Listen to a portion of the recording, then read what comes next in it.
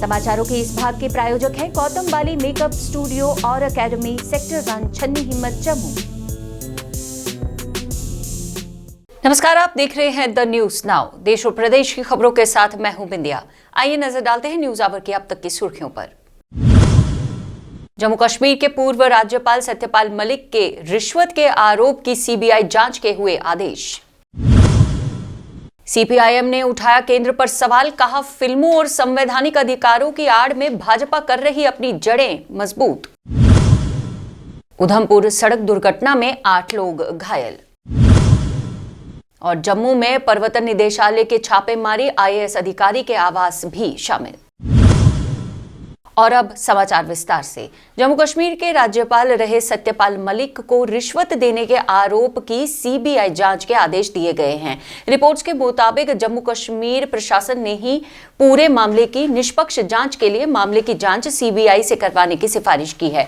मलिक ने आरोप लगाया था कि जब वे जम्मू कश्मीर के राज्यपाल थे तो उन्होंने यूनियन और बड़े औद्योगिक घरानों की फाइलों को मंजूरी देने के बदले में 300 करोड़ रुपए की पेशकश की गई थी। हालांकि उनसे पैसे लेने से इनकार कर दिया और उन्होंने इस सौदे को रद्द कर दिया। 17 अक्टूबर को राजस्थान में एक कार्यक्रम में मलिक ने कहा था कि उनके पास 2 ऐसी फाइलें आई थी जिसमें सचिवों में से एक ने उनसे कहा था कि अगर वे इन्हें मंजूरी दें तो उन्हें 150 करोड़ रुपए मिल सकते हैं। प्रस्ताव ठुकराते हुए उन्होंने कहा था कि वे कश्मीर 5 कुर्ते पजामे लेकर आए हैं और बस उनके साथ ही वापस लौटेंगे। जम्मू कश्मीर राष्ट्रीय राजमार्ग पर उधमपुर के फलाटा में आज एक सड़क दुर्घटना में 8 लोग घायल हो गए। स्थानीय लोगों और सेना की मदद से घायलों को उधमपुर अस्पताल तक पहुंचाया गया, जहां बीएमओ ने घायलों में गंभीर चोटों की पुष्टि की। घायलों में 2 बच्चे भी शामिल हैं जिन्हें मामूली चोटें आई हैं। अभी 10 मिनट पहले पेशेंट आने शुरू तो इसमें हमारे पास 6 इंजर्ड आए हैं, मेल्स और 2 बच्चे हैं। तो जो मेल्स जो इंजर्ड आए हैं हमारे, उसमें अच्छी खासी लगी हुई है, चोट लगी हुई है, जहां मैं फ्रैक्चर भी देख रहा हूं और मल्टीपल इंजरीज हुई है। तो हमारे डॉक्टर, हमारे ऑर्थोपेडिक सर्जन, हमारे डॉक्टर्स लगे हुए हैं। दे आर सेइंग कि बेस्ट से बेस्ट ट्रीटमेंट यहाँ पे पहुँचे। उसके बाद देखते हैं, बच्चे वैसे ठीक है, अभी कोई कैजुअलिटी अभी तक नहीं है, मगर मुझे लगता है सारे स्टेबल हो जाएंगे। थोड़ा सा टाइम लगेगा और ट्रीटमेंट चल रहा है तो सब ठीक हो जाएगा। आतंक को जड़ से खत्म करने और इससे जुड़ी हर सहायक कड़ी को कमजोर करने के लिए राष्ट्रीय जांच एजेंसी और प्रवर्तन निदेशालय द्वारा कई जगहों पर छापेमारी की जा रही है, जिसके चलते जम्मू में आज प्रवर्तन निदेशालय द्वारा 2 जगहों पर छापेमारी की गई। एक आईएएस अधिकारी का निवास स्थान और जम्मू विश्वविद्यालय के पास बंदूक की दुकान के मालिक के व्यवसायी के आवास पर छापेमारी के दौरान जरूरी दस्तावेज बरामद किए गए हैं। दोनों ही स्थानों पर हुई छापेमारी बंदूकों के जाली लाइसेंस दिलवाए जाने से जुड़ी हुई हैं। जम्मू कश्मीर की चुनावी सरगर्मियां तेज हो गई हैं और इसमें कई राजनीतिक दल अब बैठक भी कर रहे हैं। ऐसी ही एक बैठक सीपीआईएम द्वारा आज श्रीनगर में आयोजित की गई, जहां इसकी अध्यक्षता पार्टी के सचिव नेता सीताराम येचुरी ने की। कश्मीरी पंडितों पर बनाई गई फिल्म की प्रधानमंत्री द्वारा प्रशंसा पर उन्होंने सवाल उठाते हुए कहा कि क्या सरकार ने लोगों को गोधरा अधिकारों पर जानिया फिल्म देखने की अनुमति दी थी। उन्होंने जम्मू कश्मीर पुनर्गठन और धारा 370 की बहाली के लिए सुप्रीम कोर्ट के जल्द दखल के साथ कश्मीरी पंडितों के प्रवास पर तत्कालीन राज्यपाल की भूमिका की जांच कराए जाने की भी मांग की। करने का मतलब है एक फेट अकम्पली दे रहे हो और उसके बाद सुनवाई भी होगी, और अगर कहेंगे कि गलती भी है, गलत है वो, तब भी जितने काम अब हो चुके हैं उसको वापस करना मुश्किल हो जाएगी। तो इसलिए आग्रह है कि जल्द से जल्द इसको जो है सुनवाई करें।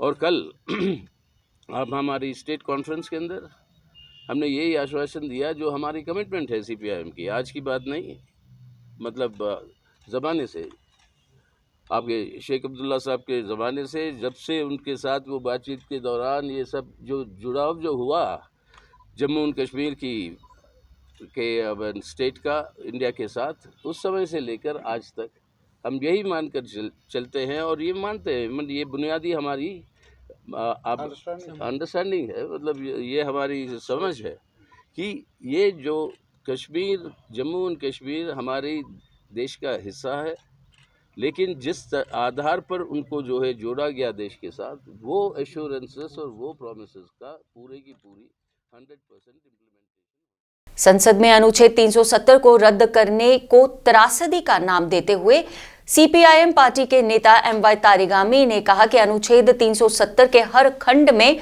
स्पष्ट दर्ज है कि इसे केवल भारत के राष्ट्रपति जम्मू कश्मीर की संविधान सभा की सहमति से ही हटा सकते हैं, लेकिन केंद्र ने संविधान की गरिमा भी नहीं रखी। इसी बैठक में उन्होंने कहा कि अगर गृह मंत्री कहते हैं कि जम्मू कश्मीर के विकास के लिए अनुच्छेद 370 को रद्द कर दिया गया, तो हिमाचल प्रदेश के विकास के लिए राज्य में अनुच्छेद 371 को क्यों नहीं हटाया गया?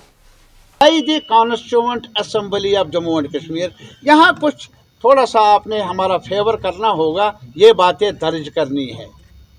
That is see one of the clauses of article 370 which was incorporated in the constitution by the constituent assembly itself। तो आप ही बताइए कि इस दफ़ा को अब यहाँ हटाया गया, और दूसरी एक दफ़ा है कॉन्स्टिट्यूशन में, if new states are to be, नए स्टेट्स बनाने हैं, जैसे यूपी में हुआ, बिहार में हुआ, आंध्रा में हुआ, there was a full debate with civil society, with political formation. Jammu में पिछले कई महीनों से बेरोजगार युवाओं से लेकर स्वास्थ्य कर्मियों और विभिन्न विभागों और सैन्य बलों के परीक्षार्थी प्रदर्शन करते हुए नजर आ रहे थे, लेकिन प्रशासन द्वारा किसी भी हल की नाकामी के चलते आज इन सभी संगठनों और प्रदर्शनकारियों ने एकजुट होकर NCSU के तहत एकमतता से प्रदर्शन कर सरकार से इनकी मांगों की सुनवाई की गुहार लगाई। जम्मू में ऐसा क्या है, आप देखिए सारा स्टूडेंट जो है सड़कों पे, यूथ सड़कों पे, ऑनलाइन एग्जामिनेशन जो है सड़कों पर आना पड़ता है, चाहे वो साइंस कॉलेज का छात्र हो, कॉमर्स का हो, या जम्मू यूनिवर्सिटी को, NHM जिनको आप कोरोना वॉरियर, कोरोना गार्ड कहते हैं, 4-4 हज़ार रुपये आप उनको तनख्वाहें दे रहे हैं, वो सड़कों पर डेली वेजर सड़कों पर, border battalion, BSF, CSF, daily Vaser student, youth, किस की बात करें आप सुबह से शाम तक करें, तो ये प्रोटेस्ट खत्म नहीं होगा। इतने मुद्दे हैं, इतना ज़्यादा बोलने को है, अंततः ये बोल के खत्म नहीं। नेशनल कॉन्फ्रेंस छात्र संघ जो है हमेशा युवाओं और छात्रों के साथ है, इनके लिए एक स्ट्रेट फॉरवर्ड पॉलिसी निकाली जाए, इस विषय पर हमारे। जम्मू कश्मीर में जल्द ही चुनाव प्रक्रिया शुरू करवाए जाने की पुष्टि करते हुए भाजपा कश्मीर के प्रवक्ता अल्ताफ ठाकुर ने कहा कि आने वाले मुख्यमंत्री भारतीय जनता पार्टी से ही होंगे और इसीलिए कश्मीर में भारतीय जनता पार्टी की एक बैठक बुलाई गई थी, जिसमें आगामी चुनाव की तैयारियों का संज्ञान लिया गया है। आज भी पंडित को चाहता है, वो आज भी अगर कहीं कश्मीरी पंडित मरता है तो मुसलमान उसका क्रियाकर्म होता है, लेकिन मुस्लिम कम्युनिटी के साथ जोड़ना ये नाइंसाफी, ये गलत है, क्योंकि आतंकवाद का कोई मजहब नहीं होता। आतंकवाद आतंकवादी होता है। आतंकवादी ने टिकलाल टिपलू को भी मारा, आतंकवादी ने मशीरुल हक को भी मारा, आतंकवादी ने बहुत बड़े आलिम जो यहाँ हमारे इमाम थे मौलवी फारूक मौलवी साहब को भी मारा। ये आतंकवाद है। आतंकवाद के सामने मुसलमान हिंदू कोई नहीं है। ये एक आइडियोलॉजी यहाँ क्रिएट करने की कोशिश। वहीं पार्टी कार्यक्रम में शामिल हुए यूसुफ सोफी ने कश्मीरी पंडितों पर बात करते हुए कहा कि अपने समुदाय की मुश्किलों को उजागर करने के लिए कोई भी फिल्म बना सकता है और सच को सामने ला सकता है। इससे किसी को भी कोई आपत्ति नहीं होनी चाहिए। बना सकता हूँ, कौन मुझे रोक सकता है? क्योंकि दुनिया के सामने सारा नक्शा हमारे कश्मीर घाटी का आना चाहिए, तो इसलिए उस फिल्म के ऊपर किसी को एतराज़ नहीं होना चाहिए।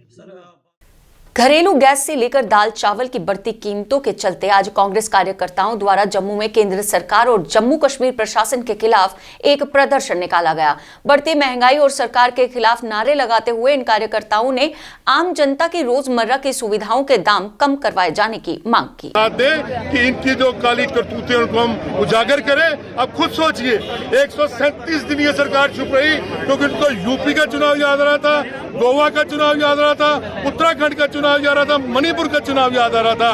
उसके बाद जीतने के बाद इन्होंने ये जो महंगाई की जो मार मारी है, इसके खिलाफ हमारा कांग्रेस का प्रदर्शन जारी रहेगा और तब तक लड़ते रहेंगे जब तक ये दाम कम नहीं करते। इसके साथ ही समाचारों का ये अंक यही समाप्त करने के हमें दीजिए अनुमति और आप देखते रहिए द न्यूज़ नाउ वेब, पढ़ते रहिए द न्यूज़ नाउ का दैनिक अखबार। जय हिंद।